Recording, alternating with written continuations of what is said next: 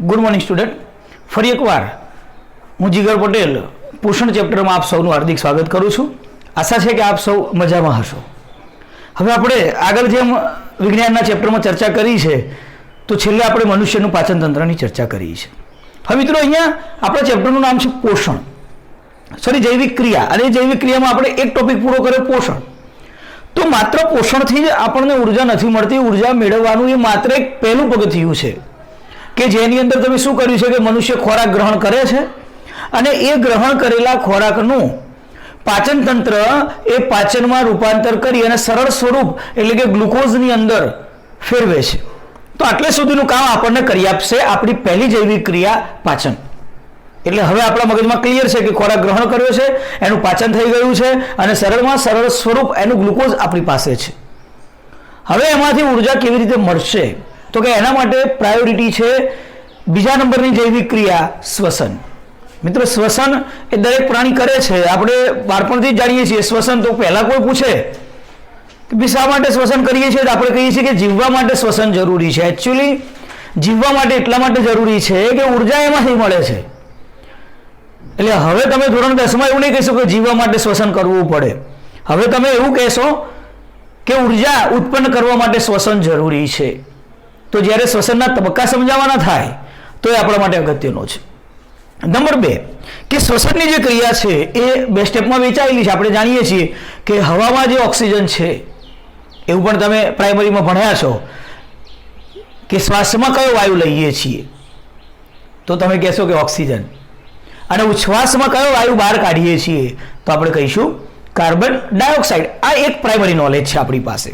તો ઓક્સિજન ગ્રહણ કરવાની ક્રિયા જેને આપણે કહીશું શ્વાસ લેવો, અને કાર્બન ડાયોક્સાઇડ બહાર કાઢવાની ક્રિયા જેને આપણે કહીશું ઉચ્છ્વાસ। તો શ્વાસ અને ઉચ્છ્વાસ આ બે ક્રિયા ભેગી થાય ત્યારે શબ્દ બને છે શ્વાસોચ્છ્વાસ। જેની ચર્ચા શ્વસન કેવી રીતે થાય છે અને એના માટે આપણી જોડે કયું તંત્ર છે એ આપણે આના પછી ચર્ચા કરીશું, પણ પહેલા પ્રાયોરિટીની ચર્ચા કરીએ કે શ્વસનમાં થાય છે શું, એનું ઇમ્પોર્ટન્ટ શું છે। તો મિત્રો પહેલી એક નાની પ્રવૃત્તિથી આપણે શરૂઆત કરીએ કે શ્વસન જ્યારે પણ કરીએ તો ઉચ્છ્વાસ દ્વારા હંમેશા CO2 દૂર થાય છે, એટલે કે ઉચ્છ્વાસમાં CO2 છે એવું આપણે સાબિત કરવું છે। તો એક નાની પ્રવૃત્તિ છે તમારી બુકમાં, એક બે કાચની કસનળી છે, બંને કસનળીમાં પહેલી કસનળીમાં અને બીજી કસનળીમાં બંનેમાં આપણે ચૂનાનું નીતર્યું પાણી ભર્યું છે। આ પ્રયોગ આપણે 6ઠા 7માં પણ ભણી ગયા છીએ। ચૂનાનું નીતર્યું પાણી એ આછો સફેદ રંગ ધરાવતું હશે, અથવા તો આપણે વિજ્ઞાનની ભાષામાં બોલીએ તો એને રંગવિહીન કહી શકાય, કારણ કે વિજ્ઞાનની ભાષામાં સફેદ રંગ એના રંગ ગણવામાં આવતો નથી, રંગવિહીન શબ્દ વપરાય છે, બરાબર। તો અહીંયા ચૂનાનું નીતર્યું પાણી ભર્યું છે। હવે એમને બે કસનળીમાં બે અલગ અલગ ટેકનિકનો ઉપયોગ કર્યો। પહેલી ટેકનિકમાં તમે પિચકારી કે હવાનો પંપ છે એના વડે અંદર હવા નાખી, રાઈટ। એટલે પહેલી કસનળીમાં તમે શું નાખી છે, હવા। બીજી કસનળીમાં તમે વ્યક્તિએ ફૂંક મારી છે એટલે કે ઉચ્છ્વાસ, બરાબર। અહીંયા તમે ફૂંક મારો છો એટલે અંદર તમારો ઉચ્છ્વાસ અંદર જઈ રહ્યો છે એવું હું કહી શકું। તરત જ તમે થોડા સમય પછી રંગનું પરિવર્તન ચેક કરશો તો તમને એવું જોવા મળશે કે આ પહેલી એ જે કસનળી છે એમાં પણ રંગ પરિવર્તન થાય છે અને બીમાં પણ રંગ પરિવર્તન થાય છે મિત્રો, કારણ ચૂનાના નીતર્યું પાણી એની પ્રક્રિયા જો કાર્બન ડાયોક્સાઇડ સાથે થશે, ચૂનાના નીતર્યા પાણીની પ્રક્રિયા કાર્બન ડાયોક્સાઇડ સાથે થશે CO2 સાથે, તો તરત જ એ દુધિયા રંગનું બની જશે। કયા રંગનું બની જશે, દુધિયા રંગ। તો હવે તમને પ્રશ્ન પૂછાય કે શું એક કસનળી દુધિયા રંગની બનશે તો હા, બી પણ દુધિયા રંગની બનશે તો હા। કેમ તો કે પહેલામાં તમે હવા નાખી દઈશું, હવામાં કાર્બન ડાયોક્સાઇડ નથી, છે ને, હા, પણ એ કસનળીને દુધિયો રંગ કરતા બહુ વધારે સમય લાગશે અને એ દુધિયો રંગ બહુ ઓછો થશે। કેમ, હવામાં કાર્બન ડાયોક્સાઇડનું પ્રમાણ બહુ ઓછું છે। આપણે જાણીએ છીએ ને 0.028% કે 0.003%, રાઈટ। તો સૌથી ઓછું પ્રમાણ છે એટલે જલ્દી રંગ પરિવર્તન નહીં થાય। જ્યારે બીજા નંબરની જે કસનળી છે એમાં ઉચ્છ્વાસ નાખ્યો છે અને આપણા ઉચ્છ્વાસમાં મેક્સિમમ કાર્બન ડાયોક્સાઇડ જ હોય છે, એટલે તરત જ એકદમ ઝડપી તમને રંગ પરિવર્તન ત્યાં દેખાશે, જે એવું સાબિત કરે છે કે મનુષ્યના ઉચ્છ્વાસમાં કે કોઈ પણ પ્રાણીના ઉચ્છ્વાસમાં કયો વાયુ છે, કાર્બન ડાયોક્સાઇડ। મિત્રો એક બાબત નોંધીશું કે જ્યારે વનસ્પતિની વાત આવે તો વનસ્પતિ પણ શ્વાસમાં ઓક્સિજન લે છે અને ઉચ્છ્વાસમાં કાર્બન ડાયોક્સાઇડ જ બહાર કાઢે છે. ક્યારેય આપણે એવું નહીં બોલીએ કે CO2 ગ્રહણ કરે છે. એ પ્રકાશ સંશ્લેષણ છે, બંને પ્રોસેસ અલગ છે. એટલે એ બાબત આપણે ખાસ ધ્યાન રાખીશું. ઓકે, તો અહીંયા ક્લિયર છે પહેલી પ્રવૃત્તિ આપણી માટે. ચૂનાનું નીતર્યું પાણી કાર્બન ડાયોક્સાઇડની હાજરીમાં દૂધિયો રંગ MCQ માટે IMP ગમે ત્યારે પૂછી શકે છે આપણને. ત્યાંથી આગળ ચાલીએ. હવે વાત ઉપર આવી જાઉં છું શ્વસન, કે ભાઈ શ્વસનમાં છે શું. તો કોઈ તમને એવું કે શ્વસનના પ્રકાર સમજાવો, કોઈ તમને એવું કે શ્વસનનું બંધારણ અથવા શ્વસનના સ્ટેપ સમજાવો. મિત્રો, શ્વસન મેં તમને કહ્યું એમ પહેલું સ્ટેપ આપણે જાણીએ છીએ કે આપણે પોષણની ક્રિયા વડે ગ્લુકોઝ બનાવ્યું છે. એટલે આપણે અહીંયા છીએ કે આપણે ગ્લુકોઝ બનાવ્યું છે પોષણની ક્રિયા વડે, રાઈટ. હવે એ ગ્લુકોઝમાંથી એનર્જી કેવી રીતે ઉત્પન્ન થાય છે? તો બે પ્રકારે આપણી જોડે કાર્ય છે. નંબર 1, સૌથી પહેલા કોઈ પણ પ્રકારની કન્ડિશન હશે, એક સ્ટેપ કોમન છે બધામાં, કે કોઈ પણ સજીવના કોષરસમાં એ જે ગ્લુકોઝ છે એનું રૂપાંતર પાયરુવિક એસિડ અથવા તો પાયરુવેટમાં થશે અને વત્તા થોડી ઉર્જા ત્યાં છૂટી પડશે. આ પહેલું સ્ટેપ છે જે દરેક પ્રક્રિયામાં કોમન છે. તમારે યાદ રાખવાનું છે ફરી એકવાર, ગ્લુકોઝનું કોષરસની અંદર પાયરુવેટમાં રૂપાંતર થશે, 2 પાયરુવેટના અણુ બનશે. પાયરુવેટ પોતે 3 કાર્બન ધરાવતું બંધારણ છે. તમારે અણુસૂત્ર આવતું નથી, આપણે યાદ પણ રાખવાનું નથી, ખાલી એટલું કે પાયરુવેટ કેટલા કાર્બન ધરાવે, તો 3 કાર્બન. ઓકે છે વસ્તુ? ઓકે, તો ત્રણેયનું એક સ્ટેપ કોમન છે. 3 પ્રોસેસ કેમ લખી છે તમે સમજી જશો હમણાં. તો પહેલું સ્ટેપ ક્લિયર છે કે કોઈ પણ પ્રકારનો ખોરાકનું આપણે જ્યારે ગ્રહણ કરીએ એમાંથી પાચન થઈ અને ગ્લુકોઝ બનશે અને ગ્લુકોઝનું કોષરસમાં પાયરુવેટ વત્તા ઉર્જા, તો પાયરુવિક એસિડમાં અને પાયરુવેટમાં એનું રૂપાંતર થશે. હવે શું? તો કે હવે 2 પ્રકારની કન્ડિશન છે. નંબર 1 કે જેમાં ઓક્સિજનની હાજરી જરૂરી છે અને નંબર 2 જેમાં ઓક્સિજનની હાજરી જરૂરી નથી. મિત્રો, જો ઓક્સિજનની હાજરી નથી જરૂરી, O2 ની ગેરહાજરી છે,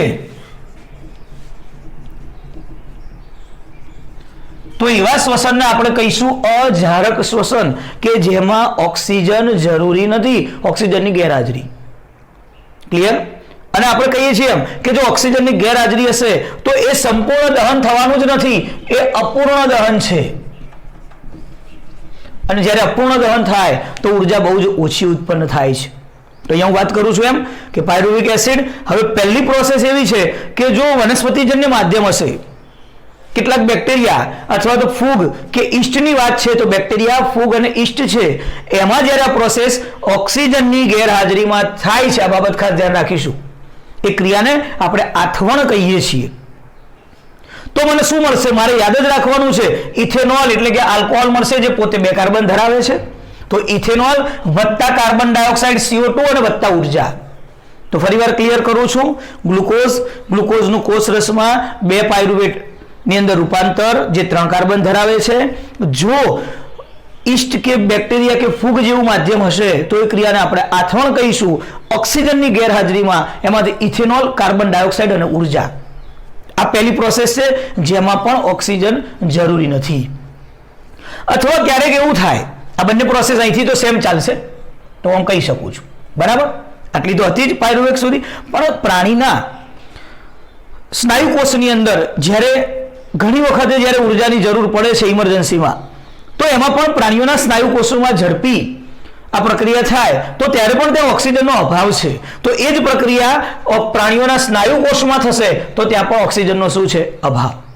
પણ ત્યારે પ્રોસેસ તો એ જ થશે, અભાવ જ છે ઓક્સિજનનો, પણ જે નિપજ જે મળશે અલગ મળશે. તો નિપજમાં આપણને મળશે લેક્ટિક એસિડ વત્તા ઉર્જા. લેક્ટિક એસિડ પોતે પણ 3 કાર્બન ધરાવે છે. તો મિત્રો હવે ક્લિયર છે કે ઓક્સિજનની ગેરહાજરીમાં આપણી જોડે 2 ક્રિયા છે. નંબર 1, પહેલામાં ગ્લુકોઝનું રૂપાંતર કોષરસમાંથી પાયરુવેટની અંદર, ઉર્જા જો ઈસ્ટ કે ફૂગ કે એવું જે માધ્યમ છે આથવણ કહીશું. ઓક્સિજનની ગેરહાજરી, પ્રક્રિયા કરીને બનશે ઇથેનોલ વત્તા કાર્બન ડાયોક્સાઇડ વત્તા ઉર્જા. એ જ પ્રક્રિયા જો પ્રાણીઓના સ્નાયુ કોષમાં થશે અને ઓક્સિજનનો અભાવ જ હોય તો બનશે લેક્ટિક એસિડ વત્તા ઉર્જા. આ બંને શ્વસનની અંદર અહીંયા ઓક્સિજનનો અભાવ છે, ધ્યાન રાખો. માટે એને કેવું શ્વસન કહેવામાં આવે છે? અજારક શ્વસન. બંનેમાં ઓક્સિજનની ગેરહાજરી છે. અજારક શ્વસન અપૂર્ણ દહન છે ને તમને વારંવાર કહું કે અપૂર્ણ દહન હોય તો અહીંયા જે ઉર્જા ઉત્પન્ન થાય છે એ ઉર્જા બહુ જ ઓછી ઉત્પન્ન થશે. આ ખાસ ધ્યાન રાખજો, તફાવતમાં કામમાં આવશે. તો બહુ ઓછી ઉર્જા, અંદાજે તમને કહું તો 2 ATP જેટલી ઉર્જા ઉત્પન્ન થાય છે. ATP ને તમે ઓળખો છો ધોરણ 9માં, બરાબર.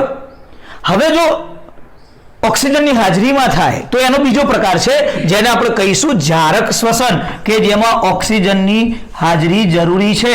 તો ઓક્સિજનની હાજરીમાં થતો હશે તો આપણે એને જારક શ્વસન કહીશું. એનું એ સ્ટેપ, પહેલું સ્ટેપ બધામાં કોમન છે. ગ્લુકોઝનું કોષરસમાં રૂપાંતર થઈ 2 પાયરુવેટ વત્તા ઉર્જા અને ઓક્સિજનની હાજરી મળે.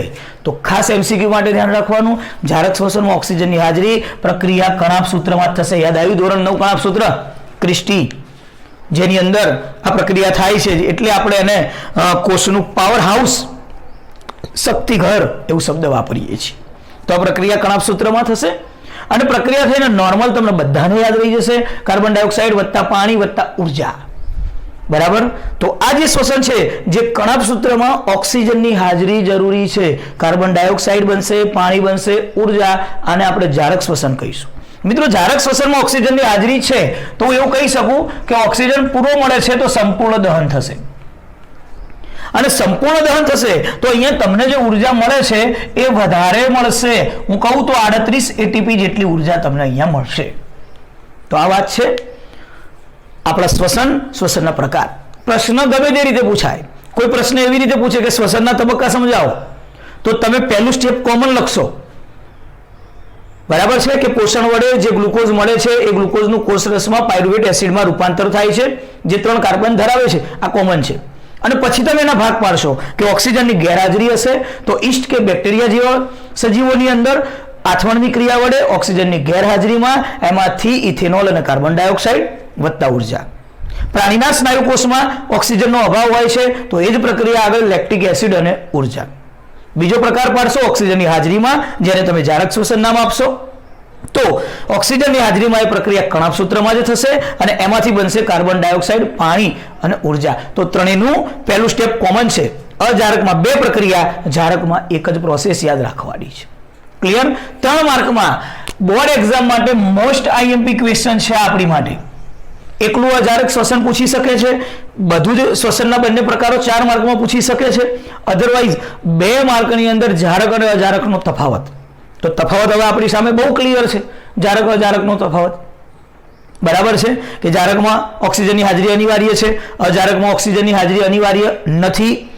જારક શ્વસન એ કણાભ સૂત્રમાં થશે, અજારક શ્વસન પ્રાણીઓના સ્નાયુકોષ અને એ આથવણની ક્રિયા વડે થાય છે. જારક શ્વસનની અંદર તમે અહીંયા જોઈ લો કાર્બન ડાયોક્સાઇડ અને પાણી ઉત્પન્ન થાય છે. અજારક શ્વસનની અંદર લેક્ટિક એસિડ, અને ક્લિયર કરવાનું પ્રાણીના સ્નાયુકોષમાં લેક્ટિક એસિડ અને બેક્ટેરિયા જેવા માધ્યમની અંદર ઇથેનોલ. ઇથેનોલ એટલે આલ્કોહોલ. અને આ જ પ્રોસેસ વડે આપણે આલ્કોહોલ બનાવીએ છીએ, બરાબર. હજી મુદ્દો તમે ઉમેરી શકો છો કે જારક શ્વસનમાં ઉર્જા વધારે ઉત્પન્ન થાય છે, અજારક શ્વસનમાં ઉર્જા ઓછી ઉત્પન્ન થાય છે. તો આ રીતે તમે એના તફાવતના મુદ્દા ઇઝીલી રજૂ કરી શકો છો. હવે એક નાની પ્રવૃત્તિ હતી આપણી પાસે, જ્યાં ચાલે પછી તમને ખબર પડે કે પ્રવૃત્તિ આપણી પાસે એવી હતી કે આથવણની જે ક્રિયા છે, આથવણ, બરાબર, એ ક્રિયા દરમિયાન CO2 જ ઉત્પન્ન થાય છે. આ રહી પહેલી પ્રોસેસ. આ પ્રોસેસ તમે બધાએ બહુ જોઈ છે પણ ખબર નથી કે આ આથવણ છે. તમે ઘરના વ્યવહારની અંદર આપણે ઇડલી બનાવીએ છીએ કે ઢોસા બનાવીએ છીએ, બરાબર છે, ઓડવો બનાવીએ છીએ, આ બધી જે પાઉં ને બ્રેડ જે બને છે આ બધી જ ક્રિયામાં આપણને ખબર છે કે લોટ પલાળ્યા પછી આપણે એને આથો લાવવાની ક્રિયા માટે એ બહાર તડકાની અંદર કે ધાબા ઉપર કે અલગ અલગ જગ્યાએ તમે એને મૂકો છો. મિત્રો આ જે વસ્તુ છે આથો લાવવો, ધેટ મીન્સ આથવણ. તો એ આપણી પ્રક્રિયા છે જેની અંદર એની અંદર રહેલા બેક્ટેરિયા જે છે એ આથવણની જ ક્રિયા કરે છે, એટલે કે ઓક્સિજનની ગેરહાજરીમાં પોતે શ્વસન કરે છે, બીજું કંઈ નથી. એમની નોર્મલ પ્રોસેસ છે. પરિણામે ત્યાં CO2 વાયુ ઉત્પન્ન થાય છે. ક્લિયર છે? હવે તમને એની અર્થ કેવી રીતે ખબર પડે કે ત્યાં CO2 ઉત્પન્ન થાય છે? મારી આ પ્રવૃત્તિમાં તો ઇઝી હતું કે આથવણ માટે તમે એક કસનળી લો, એક કસનળીમાં ફળોનો રસ ચાલે આથવણ માટે, અને એની અંદર ઈસ્ટ નાખી દો. કહ્યું ને મેં તમને, ફૂંકા તો ઈસ્ટનો પાવડર બજારમાં તૈયાર મળે છે, સીધો થોડો લાવી અને નાખી દેવાનો 2 ચમચી. એની જોડે બીજી કસનળીમાં તમે CO2 ઉત્પન્ન થાય છે એની ચકાસણી કરવા માટે હાલ જ આપણે ઉપરોક્ત પ્રયોગ કર્યો છે.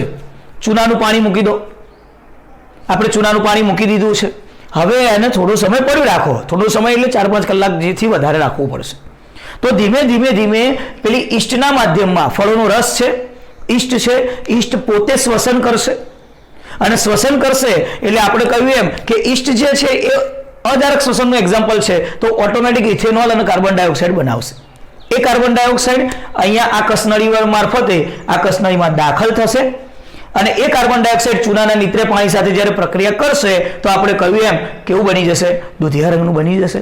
તરત જ આપણને ખબર પડશે કે કાર્બન ડાયોક્સાઇડ ઉત્પન્ન થયો. આ એ પ્રવૃત્તિ છે.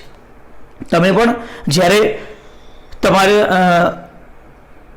ઇડલી છે કે કોઈ પણ બ્રેડ કે પાઉંના જે ખીરું છે તમે જ્યારે બધા મૂકે છે તો એમાં કાર્બન ડાયોક્સાઇડ ઉત્પન્ન થાય તમને કેવી રીતે ખબર પડે છે? તો હંમેશા યાદ રાખો મિત્રો, કાર્બન ડાયોક્સાઇડ જે છે એ ઉભરા સાથે ઉત્પન્ન થતો વાયુ છે. મેક્સિમમ કાર્બન ડાયોક્સાઇડનો ઉપયોગ સોડા વોટર છે અથવા તો તમે પેપ્સી કે થમ્સઅપ જેવા ઠંડા પીણા છે એમાં થાય છે. અને જ્યારે પણ કાર્બન ડાયોક્સાઇડ ઉત્પન્ન થશે તો એ ઉભરા સાથે ઉત્પન્ન થશે. પરિણામે જ્યારે માધ્યમમાંથી બહાર નીકળશે તો ઝીણા ઝીણા ઝીણા ઝીણા સૂક્ષ્મ છિદ્રો જોવા મળશે. પરિણામે એ જે તમારું ખીરું છે ફૂલે છે. ખમણ કે ઢોકળા તમે જુઓ એ ફૂલશે અને નાના ઝીણા ઝીણા સૂક્ષ્મ છિદ્રો જોવા મળશે. એ છિદ્રો બીજું કંઈ જ નથી, કાર્બન ડાયોક્સાઇડ ઉભરા સાથે બહાર નીકળે છે. એના પરિણામે તમને એની થિકનેસ વધારે જોવા મળશે અને પોચા જોવા મળશે. તો આથવણની પ્રક્રિયા આપણે નોર્મલ વ્યવહારમાં જોઈએ જ છીએ. તો હવે ક્લિયર છે. આજે માત્ર એક જ IMP પ્રશ્નની ચર્ચા કરી છે, શ્વસન. શ્વસનના બે પ્રકાર, જારક અને અજારક. મિત્રો છેલ્લે એક નાનકડી 2 મિનિટની વાત મારે કરવી છે.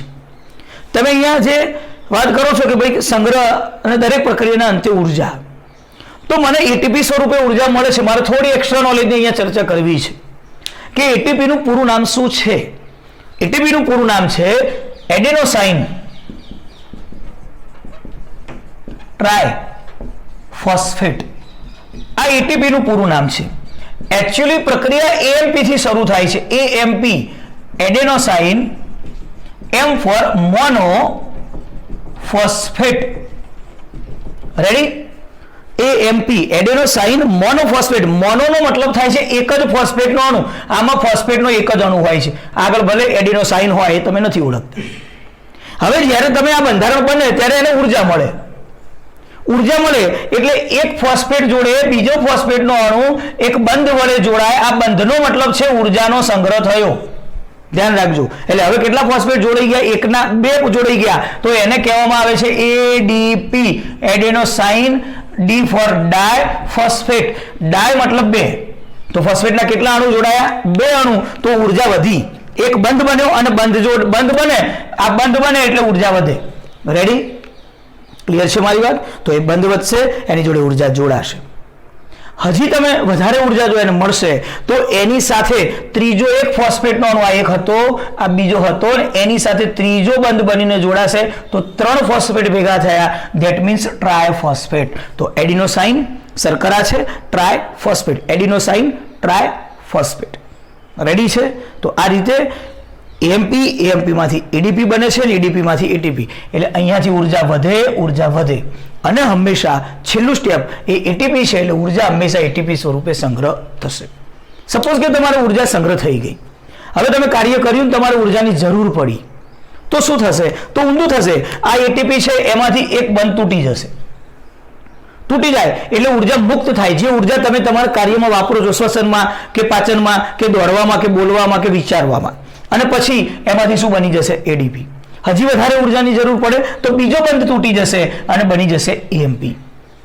ફરીથી તમે જ્યારે પોષણ મેળવશો, ફરીથી જ્યારે શ્વસન થશે, ફરીથી ઉર્જા બનશે તો પાછું AMP માંથી ADP ને ATP. તો ATP એ ઉર્જાનો સંગ્રહ કરતો એક બંધારણ છે. એટલે તમને ગમે ત્યારે MCQ પૂછાય કે ઉર્જાનો સંગ્રહ કયા સ્વરૂપે? તો ATP સ્વરૂપે. ATP નું ફૂલ ફોર્મ તમને આવડવું જોઈએ, એડિનોસાઇન ટ્રાયફોસ્ફેટ. ક્લિયર છે? તો આજની આ જે ચર્ચા છે એ શ્વસન રિલેટેડ છે. નેક્સ્ટ લેક્ચરમાં આપણે મનુષ્યના શ્વસન તંત્રની ચર્ચા કરીશું. આશા છે કે જે ચર્ચા કરી છે ને બોર્ડ માટે મોસ્ટ IMP ક્વેશ્ચન છે મિત્રો. એટલે આજે જ એને રાઇટ ડાઉન કરો અને વ્યવસ્થિત સમજી અને તૈયાર કરો. તો અહીંયા જે તમને ચલાવ્યું છે બરાબર તમે સમજી શક્યા છો. વધુમાં વધુ આ વિડીયો તમારા વધારેમાં વધારે મિત્રોને શેર કરો અને સબસ્ક્રાઈબ કરો. જલ્દી મળીશું. Thank you.